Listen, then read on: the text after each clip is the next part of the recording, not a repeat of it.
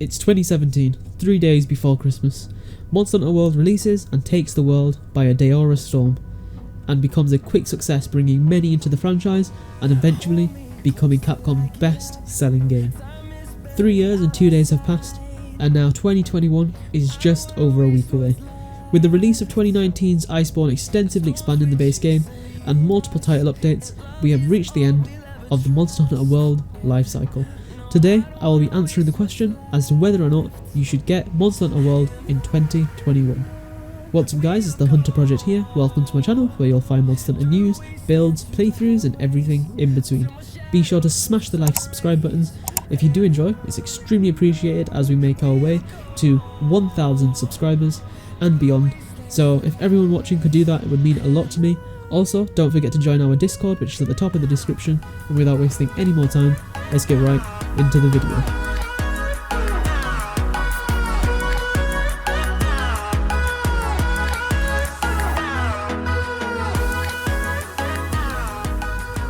So Monster Hunter Rise is on the horizon, no pun intended.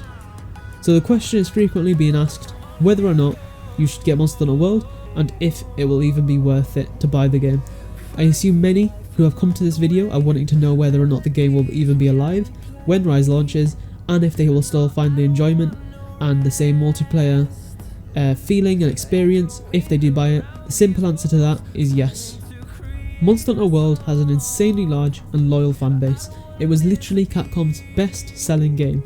I 100% assure you that you'll still find the game to be extremely enjoyable and a very fun multiplayer experience alongside the existence of Rise, assuming you enjoy the game loop of course. So let's get into the juicier details. So Monster Hunter World is an extremely content dense game. It will still be able to offer you hundreds of hours of gameplay regardless of which year you play it. Play it in 2023? Content. 2077? Content. 1932? Content.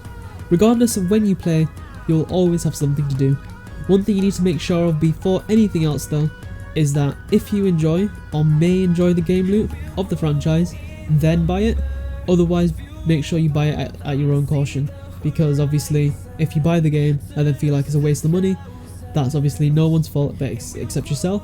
So if you are going to do that, obviously be wary and make sure you understand how the gameplay works, and of course it is like a grindy loot based system. And also, I would recommend just buying it on sale so you don't feel too bad if you do not enjoy the game, but either way, just be careful in regards to that. The game loop of course is basically you slay a monster, take the materials you get, and craft its armour and weapons. This pretty much is summing up the base form of the series, and it may require multiple kills of the same monster to obtain all the various parts that you need, and some other parts may need to be obtained via mining or gathering in general that you do in the wild. The base game alone has a ton of content. You start out with low rank and then you progress to high rank before you need to buy Iceborne, which, just so you know, is on sale every other month at least. So I'm sure that if you do reach it to the end of the base game, you probably will like the game enough, I assume, to buy Iceborne, as I've brought many friends into the series, and every time they hit the end game, they're instantly like, oh, how do I get Iceborne? And I'm just like, yep, told you so. But anyways, as long as you take your time and appreciate the game, you'll definitely have a lot of content to work with, and this is without spending a penny if you're on PS5, as you get the game as part of the PS Plus collection, and if you're on Xbox, you can also technically get it for free if you have the Game Pass. There is a ton of armour you can craft for every monster in the game, with there being different variations depending on the rank. So in total for the entire game, there are around 3 different versions of every single monster, but there are some monsters that are exclusive to Master Rank, as they were released later on, as well as High Rank having a few exclusives, but of course with Master Rank, it took the exclusives of High Rank as well, because of course Master Rank came after, so it just added onto the list. But either way, if you just have the base game, there will be high rank exclusives, and if you have Iceborne, there are Master Rank exclusives, as of course when a new monster was released during the game's life cycle, there was no need for them to implement a lower ranking version of the monster.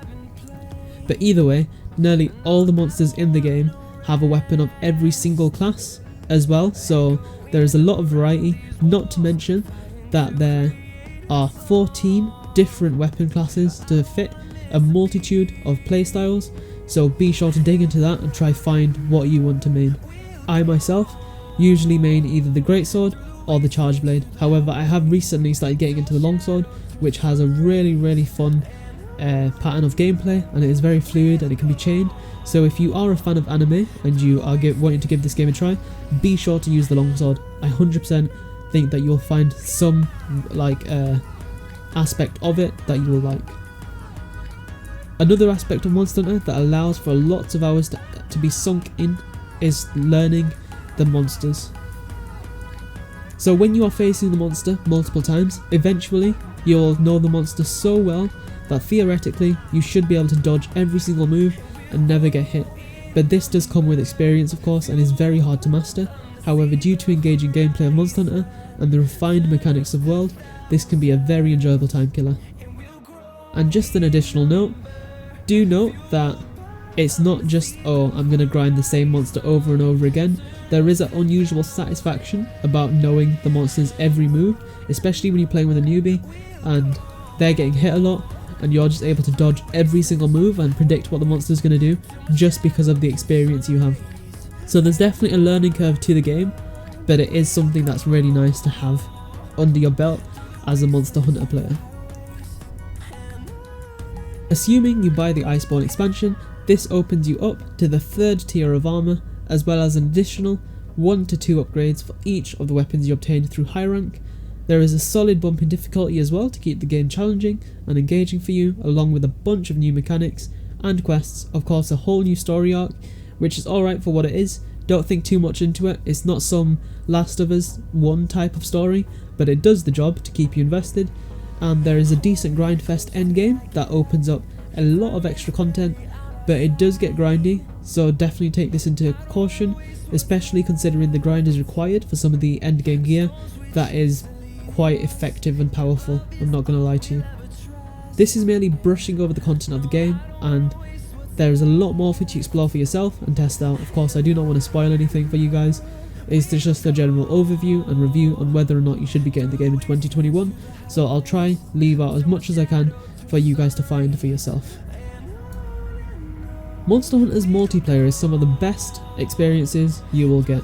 You will meet many friends along the way and even join guilds and groups where you'll hunt daily or weekly or even monthly depending on your schedule, with that same team getting to know one another and forming bonds.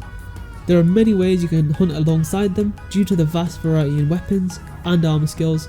For example, you can have 2 charge blade users for pure DPS output, a hunting horn user for buffs to the entire team, and a bowgun or bow user to apply any status effects on the monster such as sleep or paralysis. These team variations and compositions allow for diversity in the gameplay and truly make you feel like a unit. Monsters' health also scales to the amount of hunters that are departing on the quest to make sure that you do not become too underpowered or overpowered when changing the number of hunters against said monster. On top of all that, over the past years that the game has been released, over the life cycle, there have been a few crossover collaborations that have happened with a few other franchises that I will allow you to discover for yourself.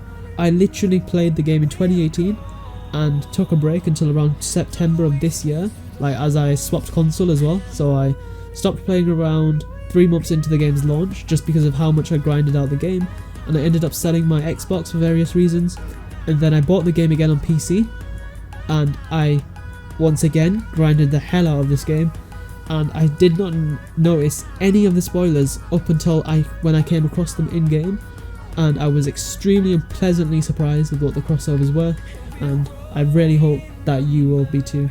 Assuming that you of course know the franchises, which you most likely will, as they are pretty big franchises, so I hope that you are pleased.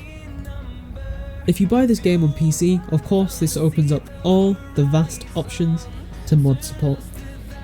However, I do not condone, I repeat, do not condone the use of mods that affect item or player values or even monster health bars, as this can affect and ruin your experience. but the aesthetic mods are insanely cool. Of course, if you choose to use these mods, that's all at the risk of your own account and your experience. You can literally choose from so many mods. Monster Hunter World is one of the most modded games, and it can be very fun looking around to change your character or weapon skins, but do note that the changes only take place on your system, so only on your screen, so whatever armour is replaced by the armour mod, for example, others will see the armour that was replaced while you see the modded skin.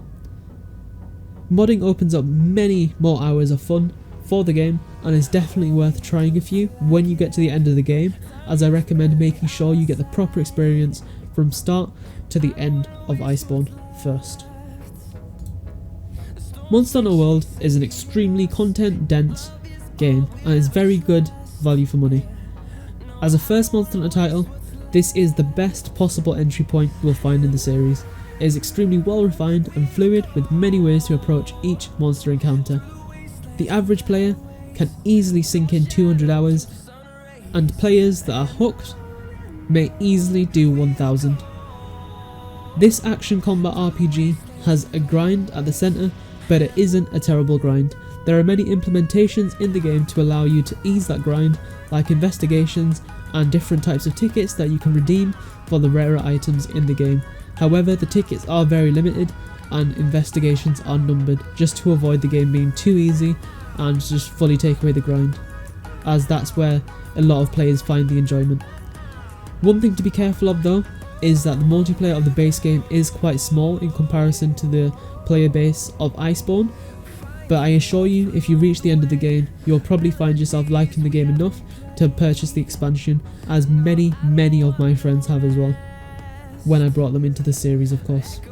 The community of Monster Hunter is very friendly and helpful, and you'll definitely find many players in-game, on forums and Discord servers willing to help you grow your Monster Hunter skill set and share everything they've learned and come to love about the series. Quick plug, be sure to join my Discord. Everyone on the server is extremely friendly and welcoming, so if you do need a helping hand, we're all there to support you. Become a good hunter. There are things for all types of players in this game. If you love to get everything done in terms of achievements and equipment in the game, go for it. If you want to become a speedrunner, go for it. If you want to pet the pig Poogie, go for it. Monster Hunter Rise is a portable game and solely on the Switch, so World will still have an insanely large player base, as many will not be willing to buy an entire console to play one game, especially with the global situation at the moment. Many may not be able to afford the Switch, as it is still quite expensive.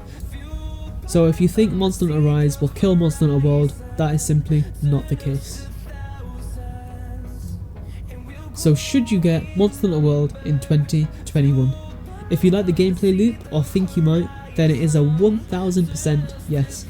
The game, along with the expansion, which are both extremely content dense, are both extremely good value for money and the best entry point into the franchise. For PC users specifically, it is extremely easy to buy, as it is on CD keys for £26 for the entire collection of the game, so you'll get the base game and Iceborne, which is an extremely good deal. And as for the base game on the other consoles, PS5 gets it for free, Xbox gets it for free on the Game Pass.